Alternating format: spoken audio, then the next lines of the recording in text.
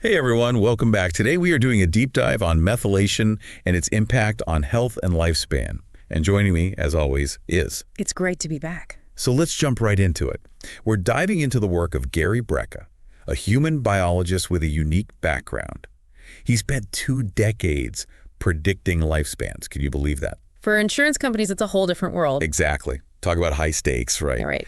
He was analyzing medical records, blood work, all that data. But what's fascinating is that Breca claims he found modifiable factors, things we can actually change, that significantly impact how long we live. That's a pretty bold claim. You don't see that every day. No, you don't. And it gets even more interesting. Breca talks about this aha moment he had. Yeah. He was deep in the data, predicting mortality with honestly kind of scary accuracy. You can imagine. And he realized something was missing. Oh, what's that? He shared this story about a woman's case file, early 60s, seemingly healthy. Okay.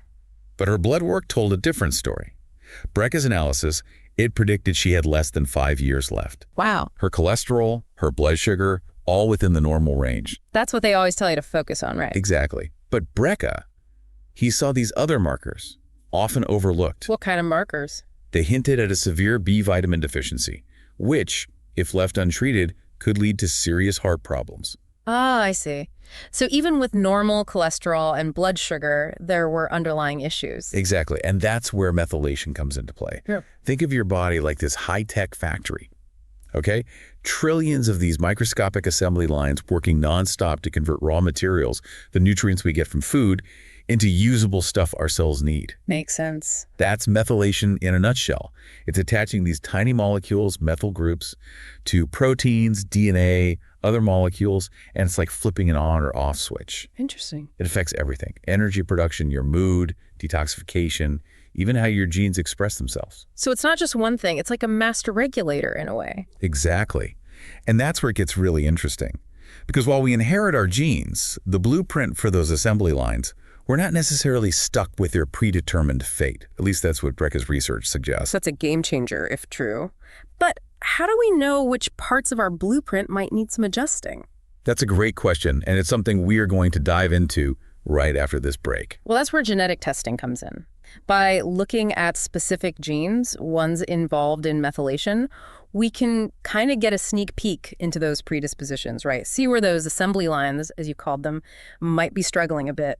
So we're talking like personalized blueprints here. Yeah, like getting behind the scenes of your own DNA. That's wild. Okay, but walk me through this. Right. Because I'll be honest, when I first dove into Breca's work and saw he focuses on 5 main genes, MTHFR, MTR, MTRR, AHCY, COMT. I mean, it was a mouthful. It's a lot of letters. Right? Like my eyes kind of glazed over. But then as I got into it, I realized each of these genes, they play such a specific role in different aspects of our health, like MTHFR, for example. Some call that the mind-body gene. Right, Like, exactly. Because it's involved in processes that impact, well, both. Yeah. Your mental and physical well-being. And Breca actually told this really interesting story about one of his patients who struggled with like severe anxiety and depression for years, and nothing seemed to help. But then they look at his genetic profile. Turns out he had a variant in his MTHFR gene, and it was messing with his body's ability to convert folate from food into its active form, which is crucial for neurotransmitter production. Right. So it's like even if he was eating a healthy diet, his body wasn't able to properly use those nutrients. Exactly. And it manifested as this like whole mental health thing. It's kind of mind-blowing when you think about it. That one little glitch in the methylation process can have these huge ripple effects. And that's the thing about methylation. It's not just one thing. It's interconnected with so many systems in the body. So when it's off, it can throw a lot of things out of whack. Okay, so what happened with the patient? Did they find a way to address the MTHFR variant? That's the thing. Once you understand these pathways, you can often find ways to work around these bottlenecks. In this case, they started him on a specific type of folate called methylfolate that the body can use more easily, and it made a big difference in his symptoms. Wow, that's pretty amazing. But it also seems like a lot to wrap your head around. I mean, are we really expecting people to become methylation experts now? To decode their genetic code? Not at all. Remember, the point isn't to overwhelm people with information. It's about empowering them with knowledge. Oh, okay. I like that. So what are some practical things people can do, even without getting genetic testing? Are there ways to support healthy methylation? Absolutely. And Breca actually talks about this a lot. He's big on what he calls non-negotiables for a long, healthy life. Non-negotiables. Okay, I like it. So what's on a list? Number 1 is starting your day with mineralized water. Basically, adding a pinch of natural salt to your water first thing in the morning. Celtic sea salt, Himalayan pink salt, something like that. I gotta admit, when I first heard that, I was a little skeptical. We're always told to cut back on salt. Right, but it's not that simple. We need salt, just the right kind. Table salt that's been stripped of its minerals, that's the problem. These natural salts, they have trace minerals that are super important for our bodies to function properly. So it's more about the quality of the salt, not just avoiding it altogether. Exactly. Those minerals act like electrolytes, support hydration, nerve function, all that good stuff. Okay, that makes sense. So it's like we're replenishing the minerals our bodies need, just like giving a plant the right nutrients in its soil. Right. What else is on the list of non-negotiables? Number 2 is all about giving your brain some love with essential fatty acids. Omega-3s, right. That seems to be everywhere these days. Yeah, and there's a good reason for it. Our brains are mostly fat, and DHA, which is a type of omega-3, it's a major component of brain cell membranes. It's like the building blocks for healthy brain function.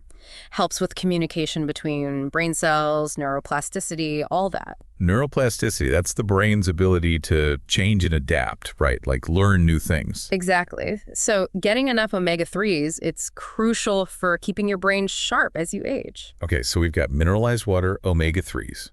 What's next on the list? This is where it gets interesting. Number 3 is a morning routine that incorporates sunlight, grounding, and breath work. Sunlight, I get it. Vitamin D, all that good stuff. But grounding, that's a new one for me. I know, it sounds kind of out there, right?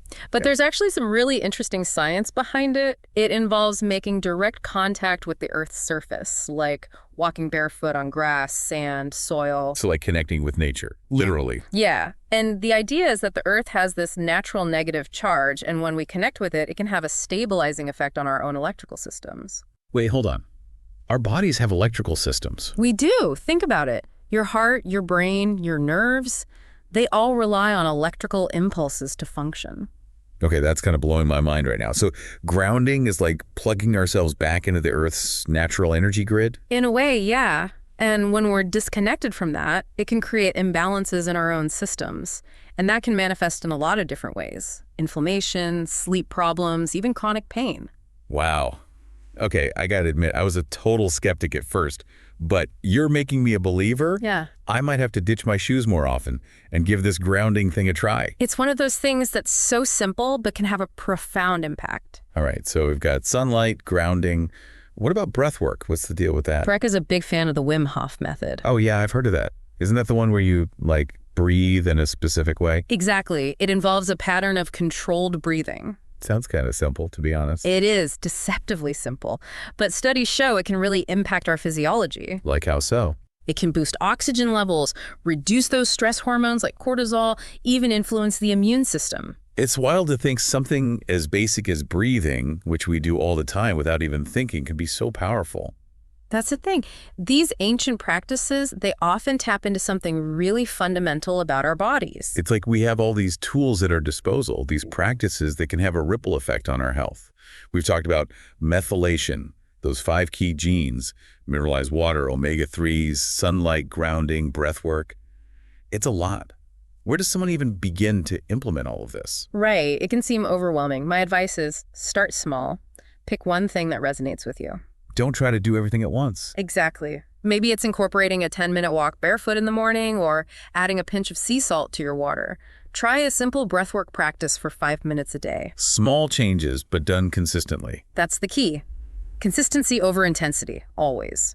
You'll be surprised at the difference it can make. This has been a lot to take in.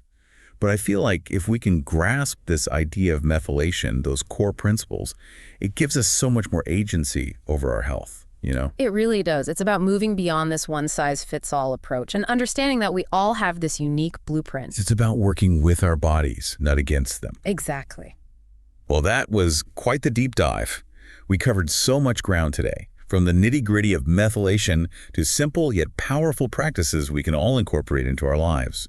It's about taking ownership of our health, understanding our unique blueprints, and making choices that support a long, vibrant life. And as always, we want to hear from you. What resonated most with you today? Any big takeaways? Head over to the comments and let us know your thoughts. Until next time, keep exploring, keep asking questions, and keep unlocking your own incredible potential.